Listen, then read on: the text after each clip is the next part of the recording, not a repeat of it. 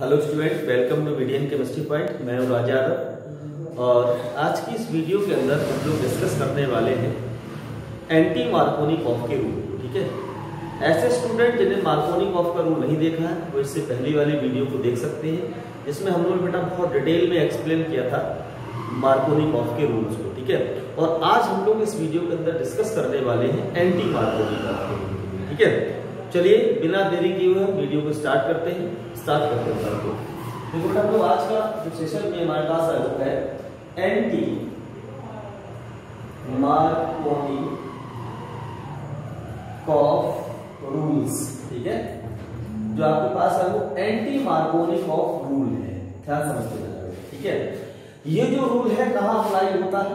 सबसे पहली बात कि अप्लाई कहाँ होता है, ये मेनली आपको एल्कीन और साथ साथ ही एल्काइन पर भी अप्लाई होता है। ठीक है, एल्कीन और एल्काइन पर भी अप्लाई होता है। एल्कीन क्या होते हैं बेटा? एल्कीन में कार्बन कार्बन डबल बॉन्ड होता है और इसके बाद जो दो बॉन्ड है वो फ्री है, वो किसी भी एटम या किसी भी मॉलिक्यूल से अटैच हो सकते हैं। एल्काइन क्या होता है? इसमें बेटा क्या होता है? कार्बन कार्बन ट्रिपल बॉन्ड होता है। ठीक है, इसमें भी एक बॉन्ड कैसा फ्री है, वो कहीं पर भी क्या होता है किसी भी एटम से बेटा अटैच हो सकता है। ठीक, तो यहाँ पर जो आप लोग एल्कीन लेंगे वो कैसे लेंगे? दूसरी बात देखिए, यहाँ पर जो एल्कीन होती है, वैसे इस रूल में मेनली हम एल्कीन को डिस्कस करने वाले, तो जो एल्कीन होगी वो टू टाइप्स की होगी आपके पास। एक होती है बेटा सिमेट्रिकल, मैं पीछे भी वीडियो बता चुका हूं बेटा, सिमेट्रिकल एल्कीन। इसका मतलब क्या है? सिमेट्रिकल को हिंदी में बोलते हैं बेटा सममित एल्कीन, सममित एल्कीन कहते हैं। ठीक है, ये क्या होता है?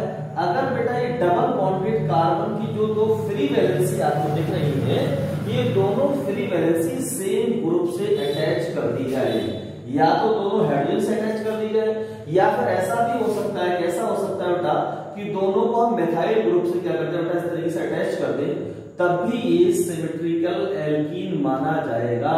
क्यों? क्योंकि इसको बेटा हम यहां से क्लियरेंस करेंगे तो दो सेम ग्रुप मिलेंगे, यहाँ दोनों सेम ग्रुप मिलेंगे। जब दोनों सेम ग्रुप मिले बेटा तब उसे बोलते हैं सिमेट्रिकल एल्कीन। ठीक है, दूसरा होता है अनसिमेट्रिकल एल्कीन। देखो यहाँ पर अनसिमेट्रिकल एल्कीन। ठीक है, अनसिमेट्रिकल एल्कीन क्या होता है बेटा?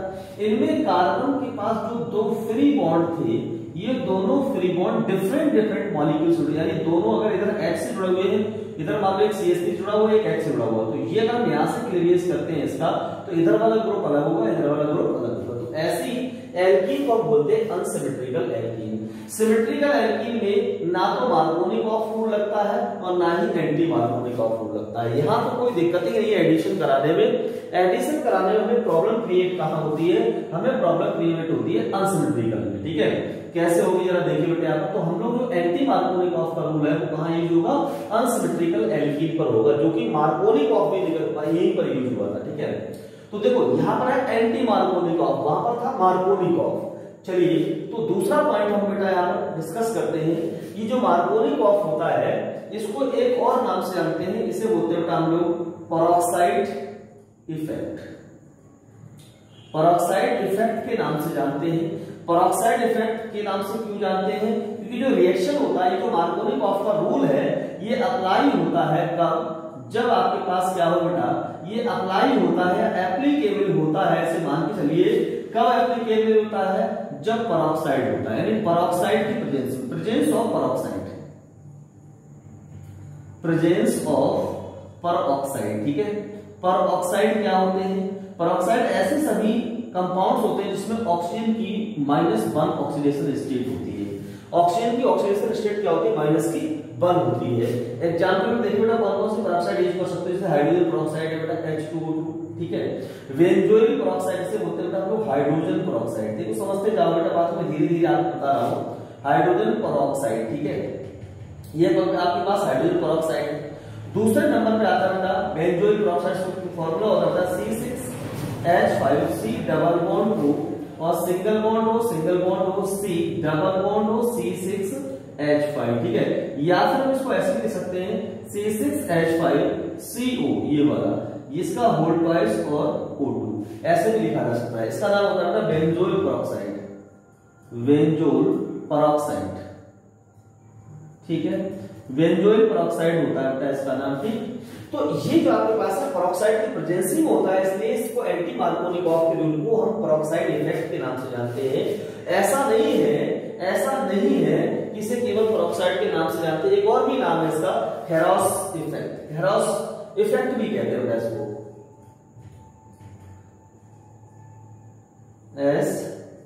खेरास इफेक्ट भी कहते हैं, ठीक है। क्यों? क्योंकि इसे खेरास नामक जो साइंटिस्ट थे उन्होंने इसको डिस्कवर किया था, उन्होंने इसके बारे में सबसे पहले देखा था, इसलिए इसे हम लोग खेरास इफेक्ट भी कहते हैं। फोर्थ पॉइंट आपके पास अगर ये मिलेगा तो क्या होगा, जरा देखिए समझते जाइए बेटा। यहाँ पर फोर्थ पॉइंट में अगर हम बात करते हैं तो ये जो यहाँ पर जो एडिशन होगा बेटा, किसका एडिशन होगा, यहाँ पर मेनली HBr का एडिशन होता है। यहाँ पर किसका एडिशन होता है बेटा, यानी एडिशन ऑफ HBr। यहाँ पर HBr का एडिशन होता है, हाइड्रोजन ब्रोमाइड का एडिशन होता है, HI का एडिशन नहीं होता है और HCl का एडिशन नहीं होता है। HF का यानी हाइड्रोजन अणु जो आपको लेने हैं वो आपको लेना है केवल क्या, HBr, आपको हाइड्रोजन एसिड यहाँ से यूज करना है, ठीक है। अब बात आती है कि आप HI को क्यों नहीं यूज करेंगे। HI को इसलिए यूज नहीं किया जाता कि HI की जो बॉन्ड डिसोसिएशन एनर्जी होती है, जो बॉन्ड डिसोसिएशन एंथैल्पी होती है वो बहुत कम होती है, ठीक है। ये बॉन्ड डिसोसिएशन एंथैल्पी कम होती है बेटा, तो इनके जो अट्रैक्शन फोर्स होगा वो ज्यादा होगा। यहाँ पर बेटा HCl जो होता है इसकी बॉन्ड डिसोसिएशन एंथैल्पी जब बहुत ज्यादा होती है, इसकी बहुत कम होती है तो इसकी बहुत ज्यादा होती है, बहुत आसानी से टूट जाता है और ये बहुत देर में टूटता है, बहुत मुश्किल से टूटता है इसका बॉन्ड, इसलिए इसका नहीं यूज होता इसका। और ये जो होता है वो मॉडरेट लेवल का होता है, ना तो बहुत जल्दी बॉन्ड टूटता है ना ही बहुत मतलब मुश्किल से बॉन्ड टूटता है। HF तो आपका मार्कोनिकॉफ में भी यूज नहीं होता तो यहाँ पर तो क्या यूज होगा, ठीक है, जब इसका यूज नहीं हो रहा है। तीसरी और पांचवी जो इंपॉर्टेंट बात है, यहाँ जो एडिशन होता है उस एडिशन का नाम क्या होता है, इस एडिशन का नाम होता है free radical addition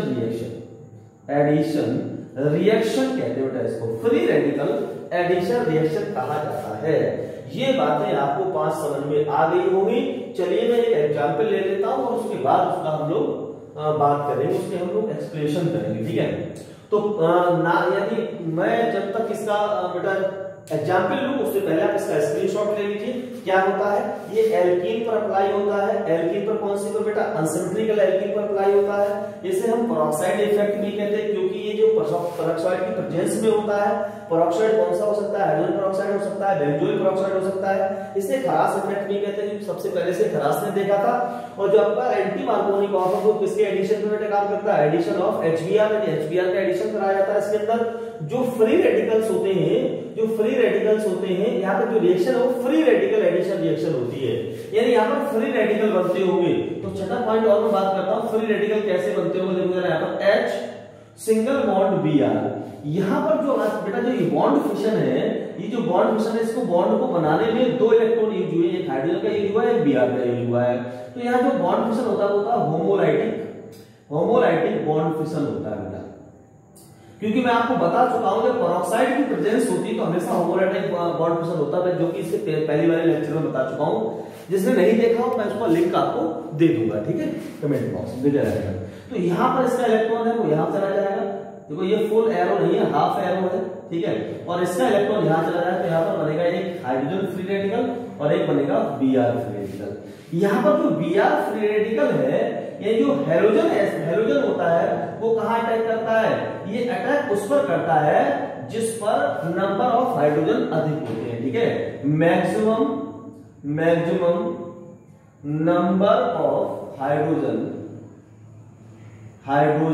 are present, ठीक है, वहां पर बेटा अटैक करेगा Br। कैसे अटैक करेगा वो तो मैकेनिज्म में पता लगेगा आप लोगों को। स्क्रीनशॉट लो, फिर मैं एक बोर्ड वालों को हिंदी में लिख देता हूं पूरा सिस्टम में, ठीक है। चलो देखिए बेटा, ले लिया होगा, देखो बेटा स्टार्ट। देखो बेटा जो एंटी मार्कोनिकॉफ का रूल क्या होता है, देखिए बेटा इसको मैं लिख देता हूं। जब पेरोक्साइड की उपस्थिति में उपस्थिति में किसी असममित मतलब अनसिमेट्रिकल असममित एल्कीन पर HBr का योग कराया, ध्यान समझते जाना, HBr का योग कराया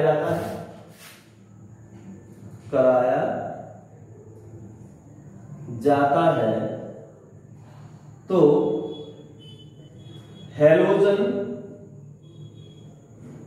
द्विबंध वाले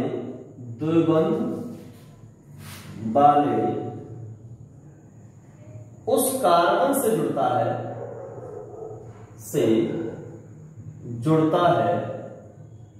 जिस पर हाइड्रोजन की संख्या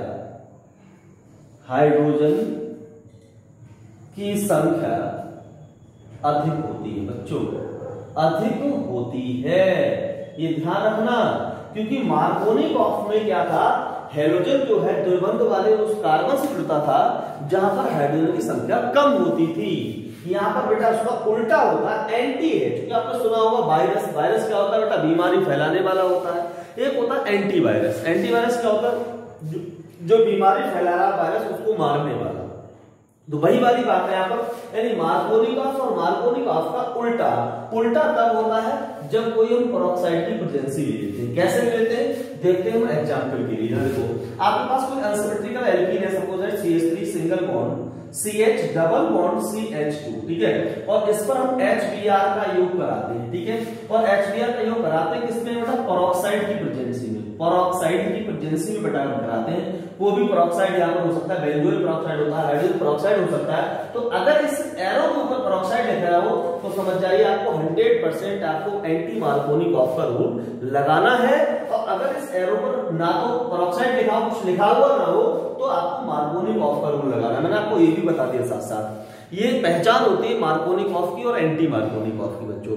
मार्कोनिक ऑफ में एरो के ऊपर कुछ नहीं लिखा होगा, एंटी मार्कोनिक ऑफ में एरो के ऊपर या तो पेरोक्साइड लिखा होगा या फिर पेरोक्साइड का फॉर्मूला लिखा होगा। तो ध्यान से समझिए इस बात को कि अगर आपको पेरोक्साइड लिखा हुआ तो आपको क्या करना है, हैलोजन को डबल बॉन्डेड उस कार्बन से जोड़ना है जिस पर हाइड्रोजन की संख्या अधिक है। तो जब अधिक हो बेटा तो ये बॉन्ड यहां से पहले क्लीवेज होगा तभी तो जगह मिलेगी। जब बॉन्ड टूटेगा, टूटने से क्या होगा बेटा, ये जो Br होगा वो अधिक वाले कार्बन पर, H जो होगा वो कम वाले हाइड्रोजन पर आ जाएगा। यानी कुछ इस तरह का कंपाउंड बनेगा, CH3 single bond CH2 single bond CH2 अब Br। अब बात ये आती है मार्कोनिक ऑफ में ऐसा क्या था जो कि कम हाइड्रोजन वाले पर जुड़ता था, और एंटी मार्कोनिक ऑफ में ऐसा क्या है कि ज्यादा हाइड्रोजन वाले पर जुड़ेगा। चलिए देखते हैं इसकी मैकेनिज्म के लिए बेटा। मैकेनिज्म जरा देखिए बेटा, इसकी मैकेनिज्म में सबसे पहले आपको फ्री रेडिकल को प्रोवाइड कराना पड़ेगा। फ्री रेडिकल में आपके पास जो पेरोक्साइड होगा, पेरोक्साइड सबसे पहले डिकम्पोज होगा। कैसे डिकम्पोज होगा ये देखिए। सपोज दैट आपके पास बेंजोइल पेरोक्साइड होगा C6, मैं आपको स्टेप दे देता हूं, यानी स्टेप फर्स्ट। चलिए देखो स्टेप, लेकिन समझते जाना बात को। C6H5 आपके पास है C double bond O single bond O single bond O single bond C double bond O C6H5। ये सबसे बॉन्ड क्लीवेज होगा, और बॉन्ड के क्लीवेज होने से क्या होगा, यहां से जो इलेक्ट्रॉन्स है, तो इसका इलेक्ट्रॉन इसके पास आ रहा है, इसका इलेक्ट्रॉन इसके पास, यानी यहां बनेगा आपके पास 2 C6H5 C double bond O single bond O, और यहां आ गया फ्री रेडिकल। ये फ्री रेडिकल है, इसे इलेक्ट्रॉन चाहिए, ध्यान समझते जाना। ये फ्री रेडिकल है, यानी यहां पर इलेक्ट्रॉन की कमी है और इसे इलेक्ट्रॉन चाहिए। ये इलेक्ट्रॉन डेफिशिएंट होता है। जब इलेक्ट्रॉन डेफिशिएंट तो इलेक्ट्रॉन को खींचने की पावर इसमें बढ़ जाती है, तो यहां पर भी 2 इलेक्ट्रॉन होते हैं। तो कार्बन से ज्यादा कौन अट्रैक्टिव होता है, कार्बन से ज्यादा कौन इलेक्ट्रोनेगेटिव, ऑक्सीजन है। तो यहां से ये इलेक्ट्रॉन क्या करता है, ले लेता है, लेकर के यहां डबल बॉन्ड है, ये इलेक्ट्रॉन और ये इलेक्ट्रॉन डबल बॉन्ड बना लेते हैं, और साथ ही साथ बनता है 2 C6H5, यहां फ्री रेडिकल बन गया, प्लस बन गया यहां पर CO2। ये CO2 आपका बाहर निकल जाता है, क्यों, क्योंकि डेल्टा S इस रिएक्शन के लिए कैसे होता है, पॉजिटिव होती है। डेल्टा S पॉजिटिव है, यानी यह एक स्पॉन्टेनियस रिएक्शन है, स्पॉन्टेनियस रिएक्शन है। इस बात को समझिए, स्पॉन्टेनियस का मतलब क्या है भाई, देखिए यहाँ पर ये कंपाउंड है, ठीक है, और यहाँ ये गैस बन रही है। तो आपको पता है जो गैस होती है उसकी रेंडमनेस बहुत होती है, एंट्रोपी पॉजिटिव होती है, गैस अपने आप से निकलना चाहती है, तो गैस अपने आप से यहाँ से बाहर निकल जाएगी, इससे बनेगा C6H5 यानी benzyl peroxide, benzyl free radical बनेगा। ये जो बेंजिल फ्री रेडिकल है स्टेप नंबर 2 में स्टेप सेकंड में आपको दोबारा फिर समझाऊंगा, समझ लेना। स्टेप सेकंड में जो आपके पास दिया गया है ये C6H5, ये बेटा क्या करेगा, ये फ्री रेडिकल HBr के साथ क्या करेगा बेटा, अट्रैक्ट करेगा, यानी यहाँ इसके साथ बेटा बॉन्ड बनाएगा। अब यहाँ से क्या होगा, ये बॉन्ड टूटेगा, इसका फ्री इलेक्ट्रॉन इस पर, इसका इलेक्ट्रॉन, ये फ्री रेडिकल ये बनेगा, ये फ्री रेडिकल ये बनेगा। अब इस वाले ये जो हाइड्रोजन फ्री रेडिकल है इसके साथ मिल करके क्या बनाएगा, C6H6 बनाएगा। क्यों? क्योंकि आपको पता है ये फ्री रेडिकल कैसा होता है, अनस्टेबल होता है, अनस्टेबल होता है क्योंकि इसके इलेक्ट्रॉन्स कंप्लीट नहीं है। तो अनस्टेबल से स्टेबल यानी ये जो कंपाउंड बनता है वो कैसा होता है, स्टेबल होता है। तो हर व्यक्ति चाहता है कि हम उसकी स्टेबिलिटी बने, तो ये अनस्टेबल था, स्टेबल होने के लिए क्या करेगा, यहाँ से फ्री रेडिकल ले लेगा और प्लस यहाँ पर बनेगा Br फ्री रेडिकल। आपके दिमाग के अंदर एक क्वेश्चन है जो मुझे पता है, बोले सर यहाँ पर हाइड्रोजन क्यों गया इसके साथ बॉन्ड बनाने, Br फ्री रेडिकल भी तो जा सकता था यहाँ पर बॉन्ड बनाने के लिए।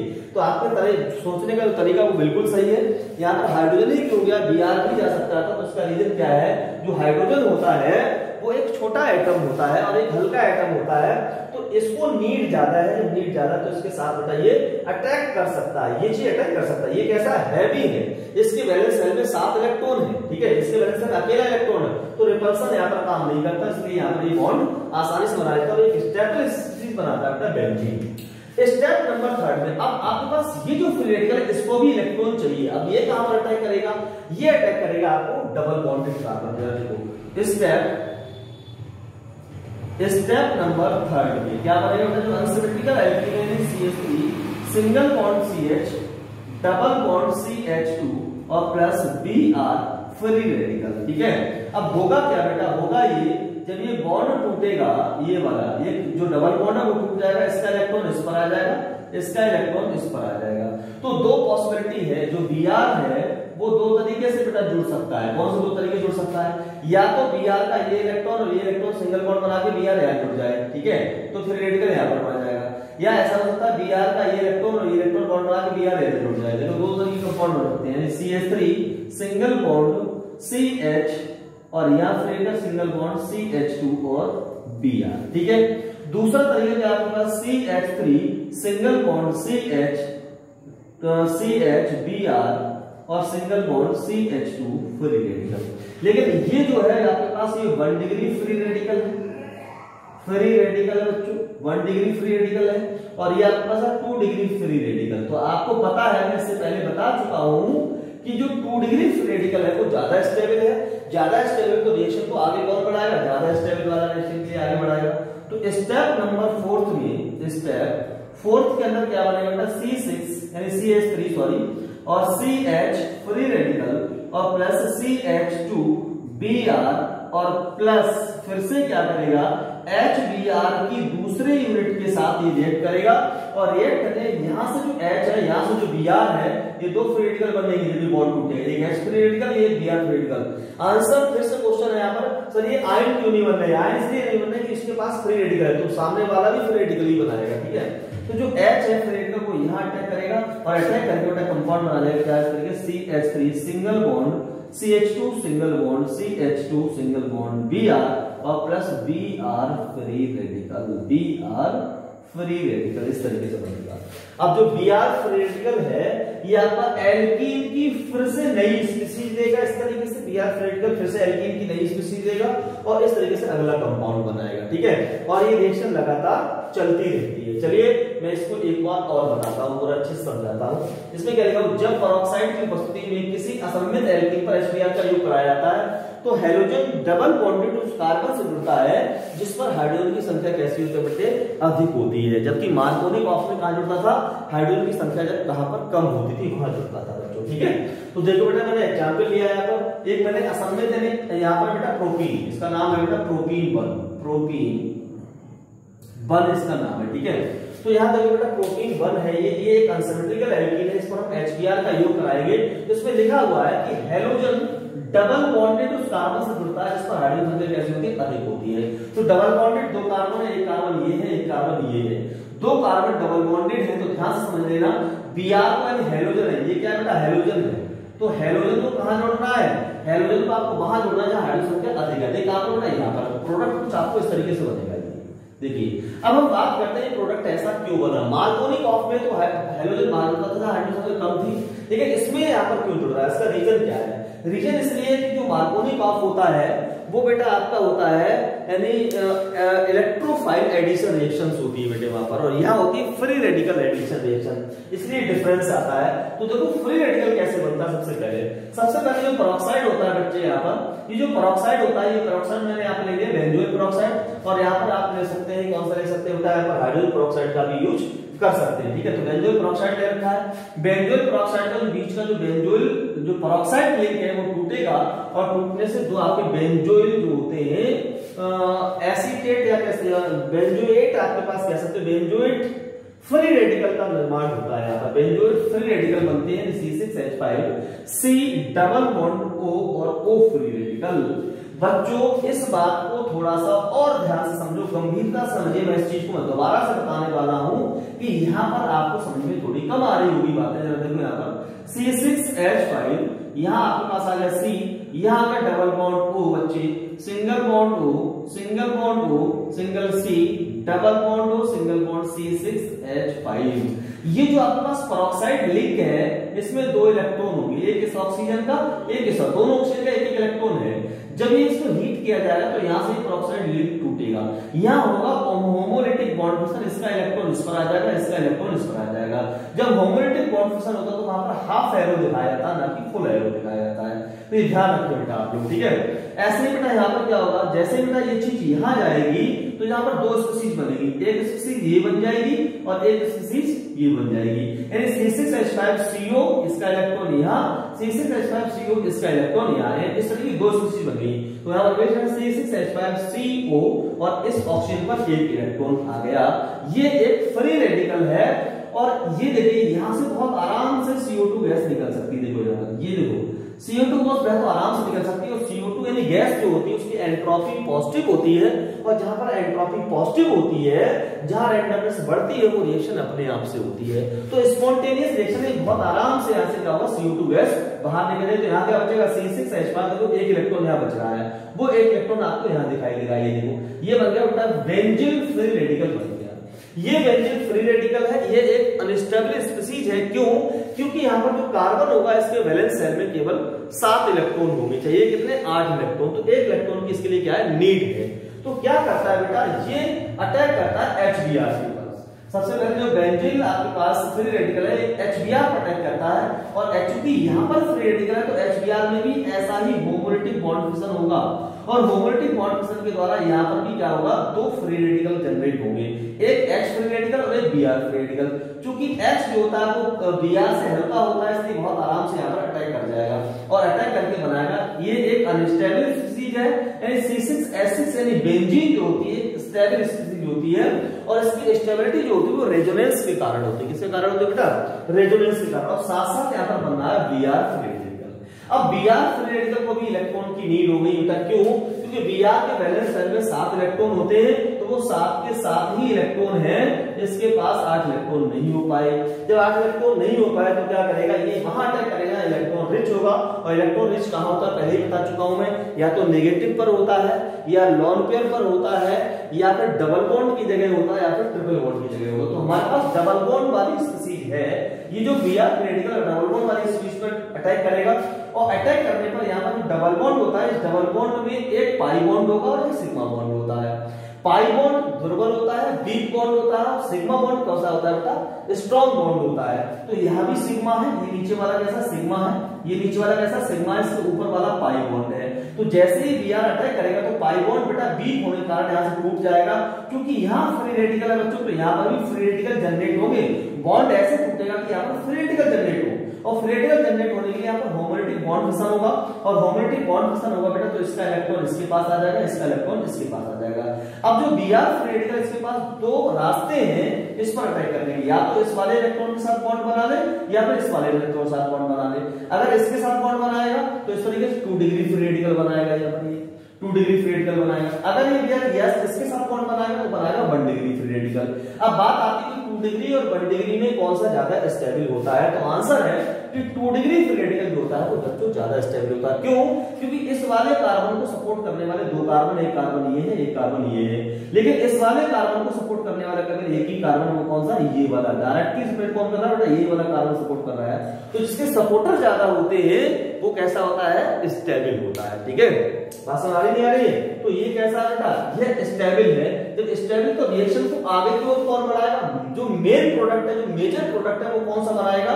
वो 2 डिग्री फ्री रेडिकल ही बनाएगा। ऐसा नहीं कि 1 डिग्री नहीं बनाएगा, 1 डिग्री भी बनाएगा, लेकिन ये जो प्रोडक्ट होगा 1 डिग्री फ्री रेडिकल वाला, इसकी मात्रा बहुत कम होगी, ये बहुत कम लेवल में होगा, नहीं माइनर फॉर्म में होगा। लेकिन ये जो मैंने मेजर प्रोडक्ट बनाया तो इसी को हम आगे ले लिए बेटा इस चीज को। तो देखो बेटा हमने क्या किया, इस पर HBr का अटैक कराया, तो हमने HBr की दूसरी यूनिट ले ली, और HBr की दूसरी यूनिट लेंगे तो HBr जो दूसरा टूटेगा उसमें भी फ्री रेडिकल बनेंगे, और फ्री रेडिकल बने तो H जो फ्री रेडिकल होगा वो इसके साथ अटैक करके यहाँ पर बना देगा CH2। यहाँ पर CH था, यहाँ पर आ गया CH2। बाकी बॉन्ड सब सिंगल है, इसलिए Br फ्री रेडिकल यहाँ पर अटैक नहीं कर पाएगा। ये Br फ्री रेडिकल यहाँ से बिल्कुल Gq2 बाहर निकल जाएगा।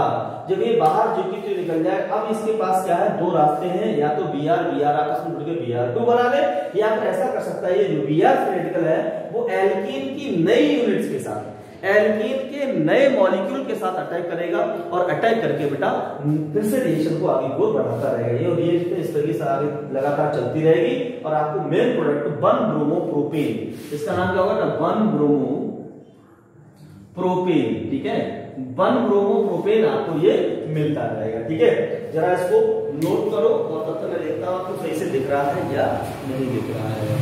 तो आंसर है कि आपको सारा सब कुछ दिख रहा होगा। ठीक है, चलिए मैं आपको थोड़ा सा अंतर बता देता हूं मार्कोनिक ऑफ में और एंटी मार्कोनिक ऑफ में, थोड़ा सा शॉर्ट में बता दूंगा। जरा देखिए क्या है। चलिए, मैंने आपको बहुत ज्यादा डिटेल बताई है पूरी इसकी। ठीक है, ये कई जगह यूज होंगे मार्कोनिक ऑफ और एंटी मार्कोनिक ऑफ। देखो सपोज दैट आपके पास क्या है? एल्कीन।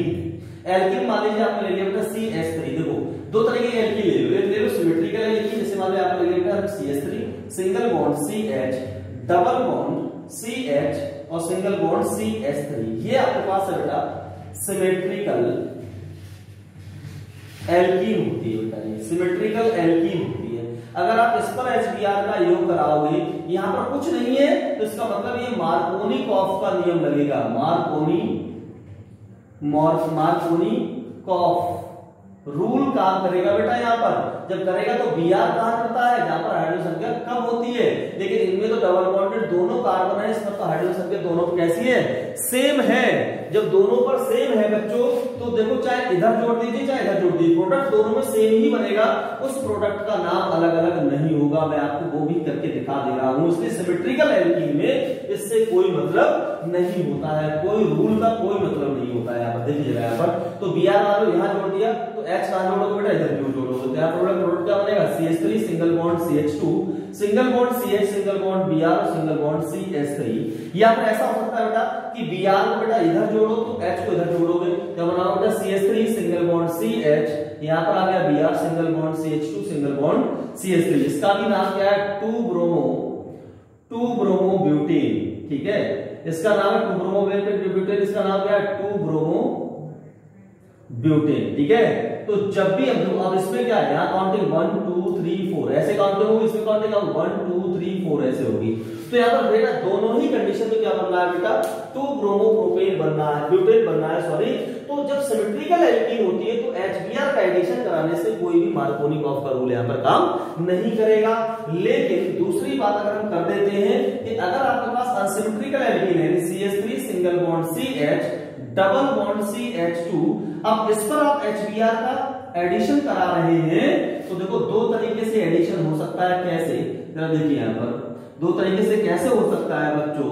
अगर कुछ भी नहीं लिखा है और इस पर HBr का एडिशन करा रहे हैं, देखिए बेटा यानी आपके पास जो एरो था उस एरो पर कुछ नहीं लिखा है, अगर HBr का एडिशन करा रहे हैं तो यहाँ पर लगेगा मार्कोनिक ऑफ। यहाँ समझ लेना, कुछ नहीं लिखा तो क्या लगेगा बेटा? यहाँ पर मार्कोनिक ऑफ का नियम लगेगा बच्चों, मार्कोनिक ऑफ का रूल लगेगा। यहाँ पर रूल लगेगा। मार्कोनिक ऑफ का रूल क्या होता है कि जब भी हम एल्कीन पर, अनसिमेट्रिकल एल्कीन पर HBr का या हाइड्रोजन एसिड का हम एडिशन कराते हैं तो जो हेलोजन वाला पार्ट है, जो नेगेटिव वाला पार्ट है, वो डबल बॉन्डेड उस कार्बन पर अटैच होता है, जिसका हाइड्रोजन संख्या कैसी होती है, कम होती है। तो कम हाइड्रोजन कहां है, डबल बॉन्डेड, दो कार्बन है, एक कार्बन ये है और एक कार्बन ये है।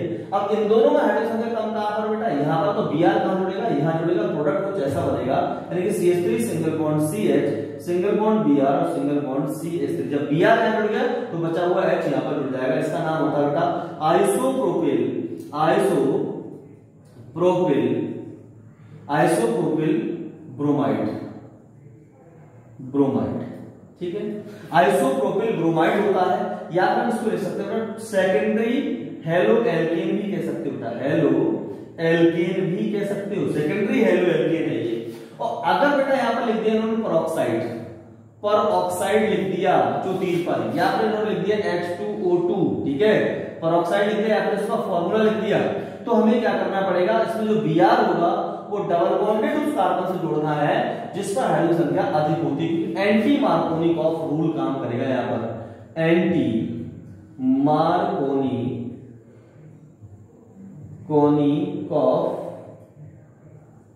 रूल काम करेगा, ठीक है। एंटी मार्कोनिकॉफ रूल काम करेगा तो क्या बनेगा आपका, CH3 single bond CH2 single bond CH2 और यहां पर आ जाएगा Br, इसका नाम क्या रहेगा, 1 ब्रोमो प्रोपेन, ठीक है, प्रोपेन, ठीक, इसका नाम रहेगा 1 ब्रोमो प्रोपेन, यानी कि 1 डिग्री प्रोपेन हो जाएगा, 1 डिग्री प्रोपेन या हेलो एल्केन। इससे पता लग रहा है अगर 1 डिग्री हेलो एल्केन बनाना है तो एंटी मार्कोनिकॉफ यूज करना पड़ेगा, 2 डिग्री हेलो एल्केन बनाना है तो आपको यूज करना पड़ेगा मार्कोनिकॉफ। इसका मतलब है अगर पेरोक्साइड अगर लिखा है एरो के ऊपर तो एंटी मार्कोनिकॉफ, कुछ भी नहीं लिखा है तो मार्कोनिकॉफ, मैं इसके बार बार बता रहा हूं। तो ऐसे क्वेश्चन आपके एनसीईआरटी में हो तो उनको ढूंढ के कर डालिए, और इसके बाद हम लोग नेक्स्ट वीडियो में और कुछ ऐसे ही इंटरेस्टिंग रूल को लेकर के आएंगे जो कि केमिस्ट्री के रिएक्शन के लिए इंपॉर्टेंट होते हैं, ठीक है बच्चों। चलिए मिलते हैं नेक्स्ट वीडियो में। अगर आपको वीडियो अच्छी लगी हो तो वीडियो को लाइक करो, शेयर करो और वीडियो को सब्सक्राइब करो ज्यादा से ज्यादा, ठीक। तब तक के लिए बेस्ट ऑफ लक।